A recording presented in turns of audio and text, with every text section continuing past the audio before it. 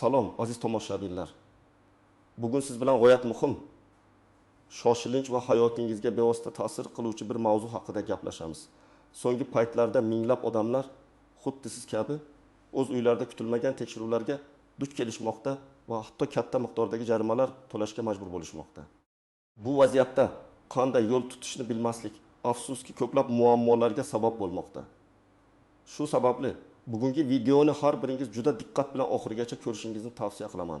Chunki men sizga shunday muhim ma'lumotlarni aytamanki, bu sizning pulingizni, asablaringizni va eng muhimi huquqlaringizni himoya qilishga yordam beradi. Esingizda bo'lsin, eshiklaringizni ochmang. Agar ochsangiz katta jarimalarga tushishingiz mumkin. Bu gaplarim shunchaki qo'rqitish emas, balki real vaziyatning ogohlantiruvchi qismidir. Minglab odamlar allaqachon jarimalar to'lashga majbur bo'lishmoqda. Faqatgina o'z huquqlarini bilmaganliklari uchun. Bu video sizning hayotingizni va pulingizni tejaydi. Darhol kanalimga obuna bo'ling va videoga like bosing. Bu sizning qimmatli qo'llab-quvvatlashingiz. Muammoning mohiyati ilgari qanday edi va hozir nimalar o'zgardi? Keling, avvalo ushbu muammo ilgari qanday ko'rinishda bo'lganini va bugungi kunda vaziyat qanday o'zgarganini tushunib olaylik. O'tmishda, ya'ni bir necha yil oldin turli tashkilotlarning xodimlari fuqarolarning uylariga kirishlari nisbatan kamroq tartibga solingan edi. Ko'pincha ular profilaktik suhbatlar o'tkazish, aholini qandaydir masalalar bo'yicha ogohlantirish yoki shunchaki tekshiruv bahonasida kirib kelishardi. Odamlar ham odatda ularga ishonib eshiklarini ochaverishardi. Bu jarayonlar ko'pincha rasmiyatchilikdan xoli bo'lib, jiddiy huquqiy oqibatlarga olib kelmasdi. Masalan, mahalla faollari yoki uchastka nozirlari odatda norasmiy tashrif buyurishardi va ular uyga kirishlari uchun ko'pincha sizning oddiy roziligingiz kifoya edi. Ular jiddiy tekshiruvlar yoki jarimalar haqida kamdan kam gapirishardi. Asosiy maqsad ahvolni bilish, muammolarni o'rganish bo'lardi. Bu davrda fuqarolar ham o'z huquqlarini bugungidek chuqur bilishmasdi. Shuning uchun rasmiy shaxs keldimi, demak eshikni ochish kerak degan tushuncha keng tarqalgan edi. Lekin hozirgi vaziyat tubdan o'zgardi. So'nggi yillarda qonunchilikka kiritilgan o'zgarishlar, raqamlashtirishning jadal rivojlanishi va davlat nazoratining kuchayishi sababli turli idoralar endilikda fuqarolar uylariga nisbatan ancha jiddiy va rasmiy yondashuv bilan kelishmoqda.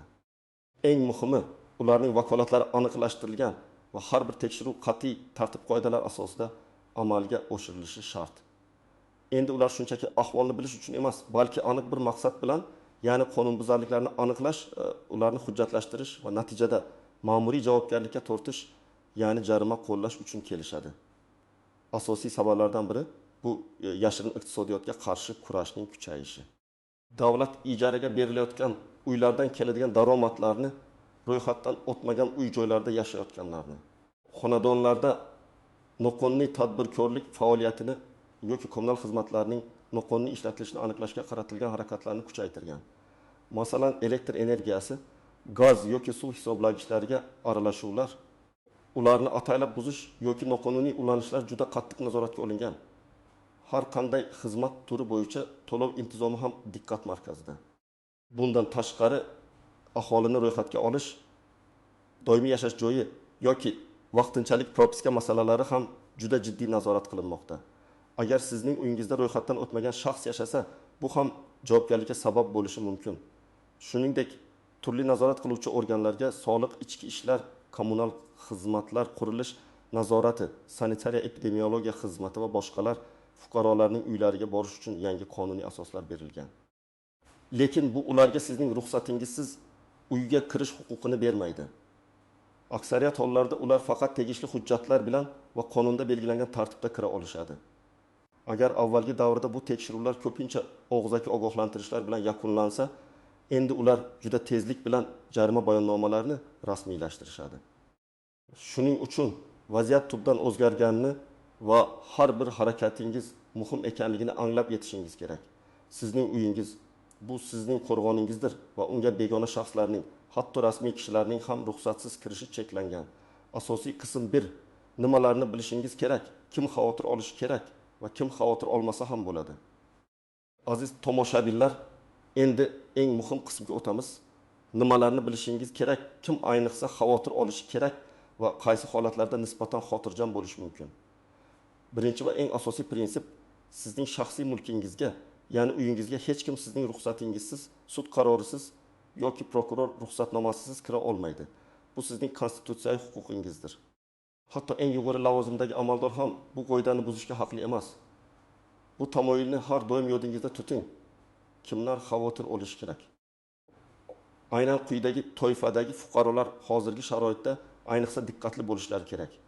Chunki ularning uylariga kutilmagan tashriflar ehtimoli yuqori va jarima xavfi katta. Ro'yxatdan o'tmagan ijarachilarga uy beruvchilar, agar siz uyingizni ijaraga berayotgan bo'lsangiz va ijara shartnomasini tegishli tartibda rasmiylashtirmagan bo'lsangiz, shuningdek ijara daromadingizni soliq idoralarida deklaratsiya qilmagan bo'lsangiz, sizni jiddiy muammolar kutmoqda. Soliq idorasi xodimlari yoki mahalla faollari tomonidan bunday holatlar aniqlansa, siz juda katta miqdordagi jarimalarga duch kelishingiz mumkin. Astish real hayotiy misol 1. Toshkent shahrida yashovchi Ahmad aka o'zining 2 xonali kvartirasini talabalarga ijaraga bergan. U ijara shartnomasini notarial tartibda tasdiqlatmagan va ijara daromadini soliq deklaratsiyasida ko'rsatmagan. Bir kuni ertalab eshikka soliq inspeksiyasining 2 nafar xodimi kelib, kvartirada yashayotgan talabalar haqida so'rashdi. Ahmad aka ularga eshikni ochdi. Tekshiruvchilar uyga kirib, ijarachilar bilan suhbatlashishdi va ijara shartnomasi yo'qligini aniqlashdi. Natijada Ahmad akaga deklaratsiya qilinmagan daromad uchun 5 million so'm miqdorida jarima solindi. Shuningdek, o'tgan davr uchun hisoblangan soliqlar ham undirildi. Agar Ahmad aka eshikni ochmasdan ulardan hujjat talab qilganda edi, vaziyat boshqacha bo'lishi mumkin edi. Keyinchalik u nafaqat jarima to'ladi, balki barcha hujjatlarni rasmiylashtirish uchun ham vaqt va pul sarfladi. Bunday tekshiruvlar ko'pincha mahalla komiteti yoki qo'shnilarning shikoyatlari asosida amalga oshiriladi. 2. Uyda ro'yxatdan o'tmagan shaxslarni saqlayotganlar, agar sizning uyingizda sizning oila a'zolaringizdan tashqari doimiy yoki vaqtinchalik propiskasiz boshqa shaxslar yashayotgan bo'lsa, bu ham ma'muriy javobgarlikka sabab bo'ladi. Ichki ishlar organlari xodimlari, ayniqsa uchastka nozirlari yoki mahalla faollari tomonidan bunday holatlar aniqlansa, jarima qo'llanilishi mumkin. Real hayotiy misol 2. Samarqand viloyatida yashovchi Dilshod do'sti Jahongirni bir necha oyga o'z uyiga olib kelgan. Jahongirning Samarqand shahrida vaqtinchalik propiskasi yo'q edi. Bir kuni uchastka noziri profilaktik suhbat o'tkazish bahonasida Dilshodning uyiga tashrif buyurdi. Dilshod eshikni ochdi va nozir Jahongirni ko'rib u haqda so'radi. Jahongirning propiskasi yo'qligi aniqlangach, Dilshodga O'zbekiston Respublikasi ma'muriy javobgarlik to'g'risidagi kodeksning tegishli moddasi bo'yicha 3 million so'm miqdorida jarima solindi. Aslida nozir uyga kirishga haqli emas edi, ammo Dilshod o'z huquqlarini bilmaganligi sababli eshikni ochib qo'ygan. Bu jarima Jahongirning qonuniy yashash sharoitlarini ta'minlamagani uchun qo'llanildi. Noqonuniy tadbirkorlik faoliyatini yuritayotganlar, agar siz o'z uyingizda tadbirkorlik faoliyatini ro'yxatdan o'tkazmasdan, masalan, tikuvchilik, sartaroshlik, hunarmandchilik, pishiriqlar tayyorlash va sotish amalga oshirayotgan bo'lsangiz, soliq idoralari yoki mahalliy hokimiyat organlari tomonidan tekshiruvga uchraganingizda katta jarimalar bilan birga noqonuniy faoliyat natijasida olingan daromadlaringiz ham tortib olinishi mumkin. Real hayotiy misol 3. Shahlo o'zining uyida tikuvchilik sexi tashkil qilgan. U tadbirkor sifatida Shahlo o'zinikida ro'yxatdan o'tmagan soliq to'lamaydi va ishlarni ham rasmiy ravishda ishga olmagan. Bir kuni soliq inspeksiyasi va mahalliy hokimiyat vakillari mahalla faollari bilan birga Shahlo opaning uyiga kelishdi. Ular aholidan kelgan shikoyatlar borligini aytib, eshikni ochishni so'rashdi. Shahlo opa noiloj eshikni ochdi. Tekshiruvchilar uyga kirib tikuvchilik sexini, jihozlarni va tayyor mahsulotlarni ko'rib chiqishdi. Natijada unga noqonuniy tadbirkorlik faoliyati uchun 10 million so'm miqdorida jarima solindi. Shuningdek, ilgari olingan daromadlardan undirilmagan soliqlar ham hisoblab chiqildi. Bundan tashqari, uning uskunalarini ham musodara qilish masalasi ko'tarildi. Bu vaziyatda Shahlo opa o'z huquqlarini bilmagan va eshikni shunchaki ochib, o'zini jiddiy muammoga duchor qilgan. 4. Kommunal xizmatlarga noqonuniy ulanishlar yoki hisoblagichlarga aralashuvlar, elektr energiyasi, tabiiy gaz yoki ichimlik suvi hisoblagichlariga ataylab shikast yetkazish, ularning ko'rsatkichlarini o'zgartirish yoki umuman hisoblagichsiz noqonuniy ravishda tarmoqlarga ulanish eng og'ir qonunbuzarliklardan hisoblanadi.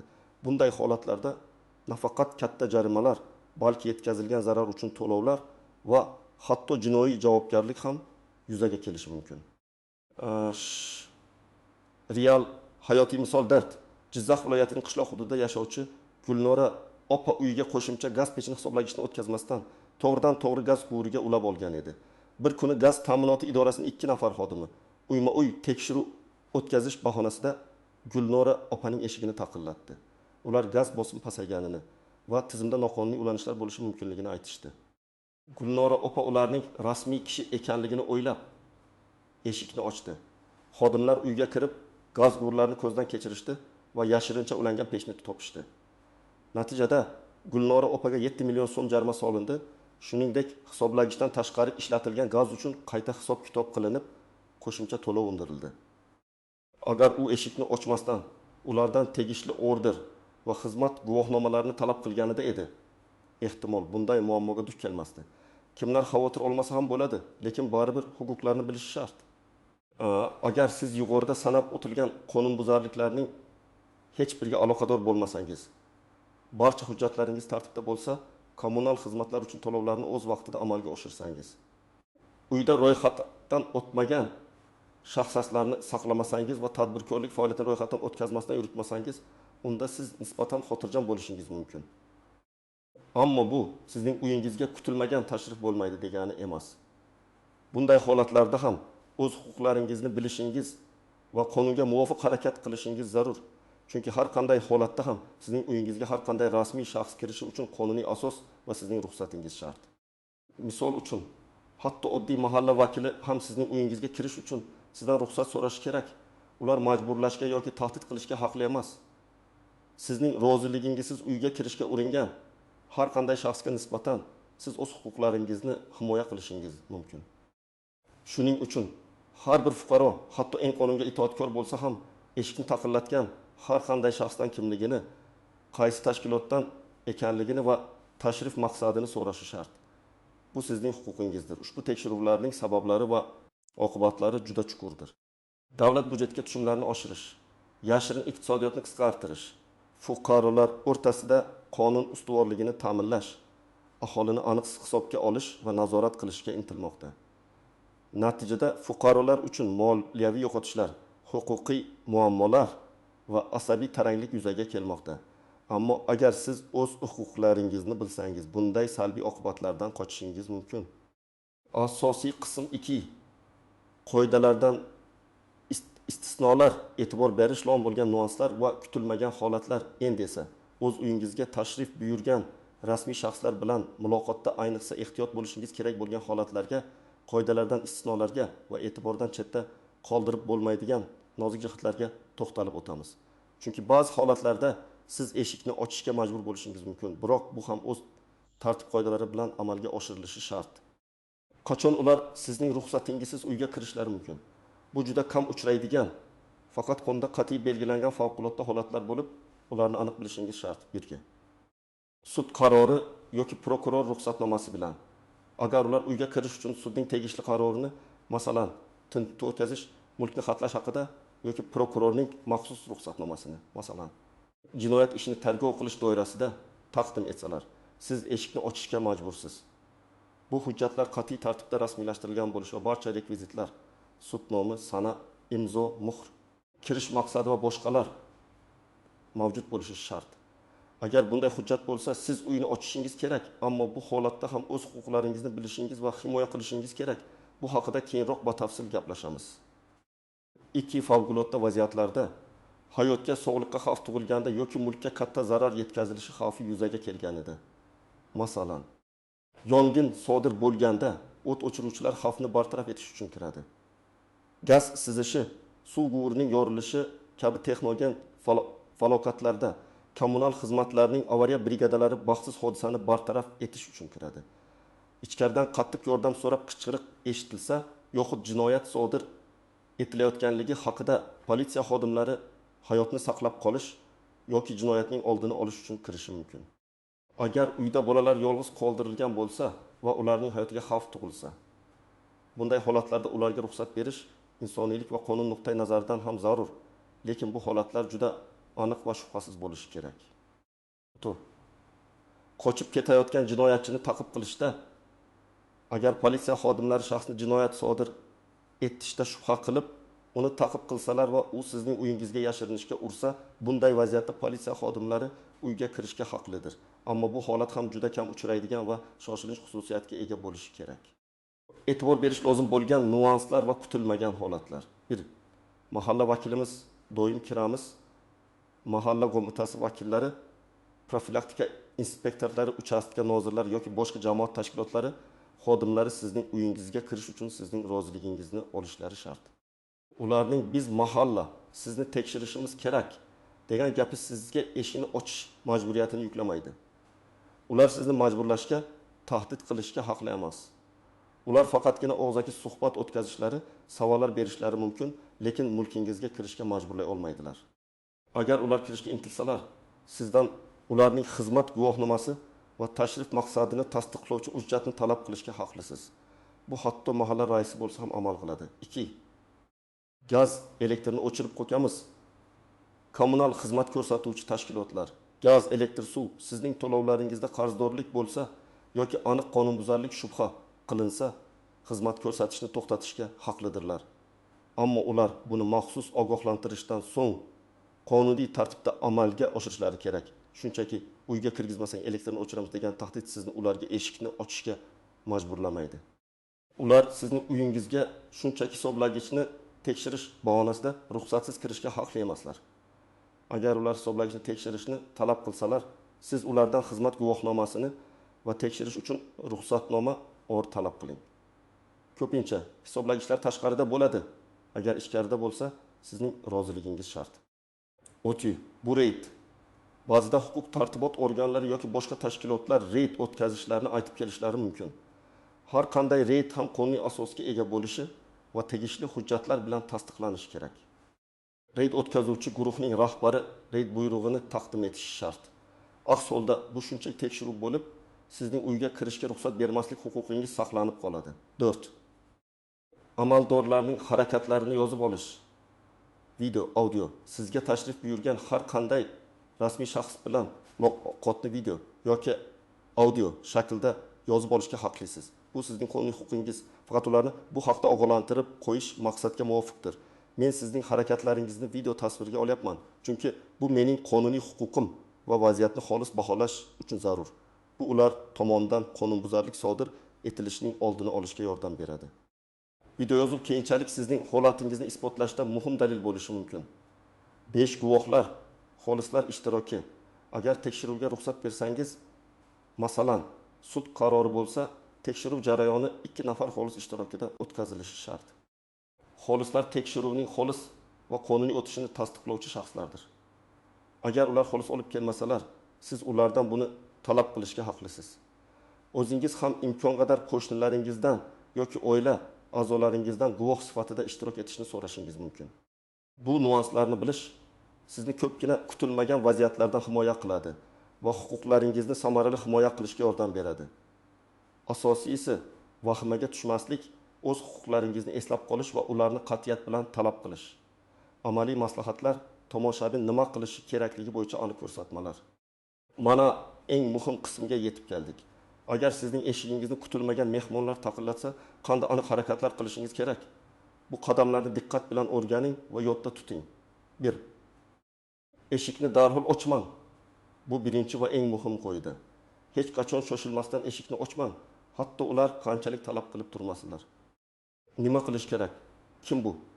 Nima maqsadda keldingiz? Deb eshik ortidan yoki derazadan. Agar birinchi qavatda bo'lmasangiz ovoz bering. Agar domda yashasangiz domofon orqali muloqot qiling. 2. Xizmat guvohnomasini va tashrif maqsadini tasdiqlovchi hujjatni talab qiling. Ular o'zlarini rasmiy shaxs sifatida tanishtirsalar ham, ularning so'ziga ishonmang. Nima qilish kerak? Iltimos, xizmat guvohnomangizni eshik ostidan yoki eshikning tirqishidan ko'rsating. Qaysi tashkilotdan va qaysi lavozimda ishlaysiz? Menga qanday hujjat borligini ayting. Tekshirish buyrug'i, sud qarori, prokuror ruxsatnomasi deb so'rang. Bu muhim. Ular sizga bu hujjatni ko'rsatishga majburlar. Agar ular buni qila olmasalar yoki xohlamasalar, bu ularning vakolatlarida muammolar borligidan dalolat beradi. Xizmat guvohnomasidagi rasm va ism familiyani uning o'ziga taqqoslab ko'ring. o'tu, hujjatlarni tekshiring imkon bo'lsa. Agar ular hujjatni ko'rsatsalar, uning asl nusxasi ekanligiga, muhrlar va imzolar joyida ekanligiga, sanava hujjat berilgan tashkilot nomiga e'tibor bering. Nima qilish kerak? Agar hujjatni ko'rish imkoni bo'lsa, telefoningizda suratga oling. Hujjatda sizning manzilingiz aniq ko'rsatilganligi va tekshiruvning maqsadi aniq ifodalanganligi ishonch hosil qiling. Agar hujjatda xatolar yoki nomuvofiqliklar bo'lsa, buni darhol qayd eting. 4. Agar qonuniy asos yoki hujjat bo'lmasa, kirishga ruxsat bermang. Esingizda bo'lsin, sizning uyingiz, bu sizning shaxsiy hududingiz. Nima qilish kerak?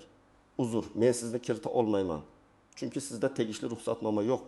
Qonun bo'yicha men sizni faqat sud qarori yoki prokuror ruxsatnomasi bilan kirita olaman. Boshqa holatlarda sizning kirishingiz uchun mening roziligim shart. Men hozircha rozilik bermayman deb qat'iyat bilan ayting. Agar ular turib olsa yoki tahdid qilishsa, vahimaga tushmang. Sizning huquqlaringiz bor. Nima qilish kerak? Ularning harakatlarini video yoki audio tarzda yozib oling. Telefoningizni oling va yozishni boshlang. Men sizning harakatlaringizni video tasvirga olyapman. Agar siz ruxsatnomasiz uyimga kirishga uringan har bir harakatingiz qonunbuzarlik hisoblanadi. Agar siz bunga qaramay kirishga harakat qilsangiz, men darhol ilk politsiyaga murojaat qilaman va sizning yuqori turuvchi tashkilotingizga shikoyat qilaman.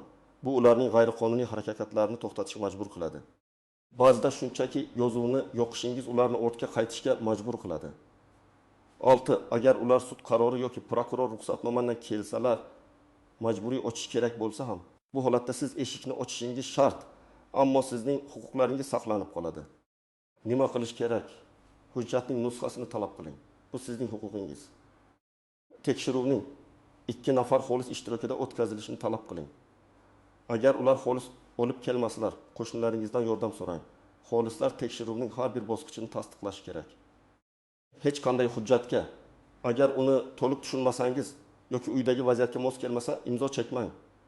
Agar biron bir narsaga qo'shilmasangiz, e'tirozim bor deb yozib imzo cheking.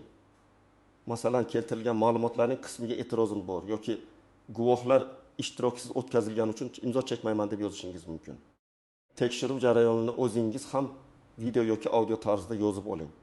Darhol advokat bilan bog'laning va uning maslahatlarini oling. Agar imkon bo'lsa, advokatni tekshiruv jarayoniga chaqiring. 7. Agar adolatsiz jarima qo'llanilsa, siz jarimani darhol to'lashga majbur emassiz. Nima qilish kerak? Jarimani darhol to'lamang. Sizda shikoyat qilish uchun ma'lum bir muddat bor. Odatda 10 kun. Barcha hujjatlarni, dalillarni, foto, video yozuvlar, rasmiy shaxslarning xizmat guvohnomalari nusxalari to'plang. Malakali advokat bilan maslahatlashing. Jarimani qo'llagan tashkilotning yuqori turuvchi organiga yoki to'g'ridan-to'g'ri sudga shikoyat qiling. Shikoyat arizasida vaziyatni to'liq bayon eting va sizning huquqlaringiz buzilganligini ko'rsating. Bu amaliy maslahatlar sizga murakkab vaziyatlarda o'z huquqlaringizni himoya qilishga va qonuniy yo'l bilan harakat qilishga yordam beradi.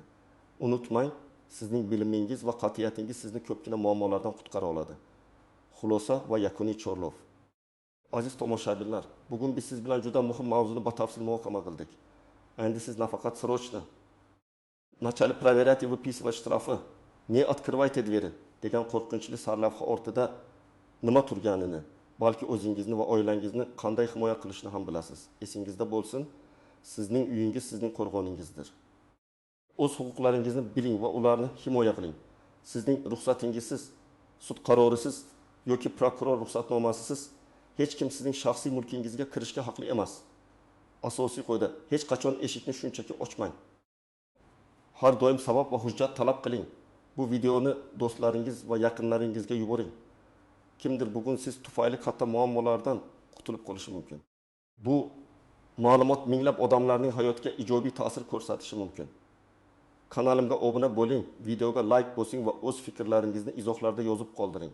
Sizning savollaringiz va mulohazalaringiz biz uchun juda muhim. Bu sizning huquqlaringizni himoya qilishga va jamiyatimizda qonun ustuvorligini mustahkamlashga yordam beradi. Keyingi videolarda ko'rishguncha o'zingizni va yaqinlaringizni ehtiyot qiling.